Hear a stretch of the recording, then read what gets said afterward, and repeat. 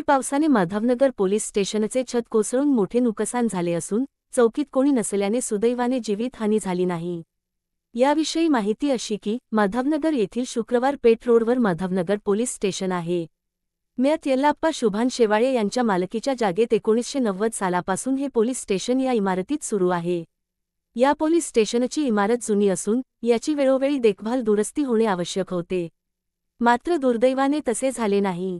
त्यामुळे मागील 5 ते 6 दिवस सुरू असलेल्या अवकाळी पावसाने ही इमारत पडली आहे। संबंधितांनी वेळेत लक्ष घालून इमारतीची डागडुजी केली असती तर सदर इमारत पडली नसती असे जाणकारांचे मत आहे। काल सकाळी 11 वाजता पाऊस सुरू असताना अचानक पोलीस स्टेशनचे छत कोसळले असल्याचे प्रत्यक्षदर्शी पाहणाऱ्याने सांगितले। सुदैवाने पोलीस स्टेशनमध्ये कुणीही नसल्याने जीवितहानी टळली आहे। पोलीस गेली कित्येक वर्षापासून माधवनगरात आहे, परंतु आता अशी परिस्थिती झाली आहे तिथं कोणी पोलीस येत नाही।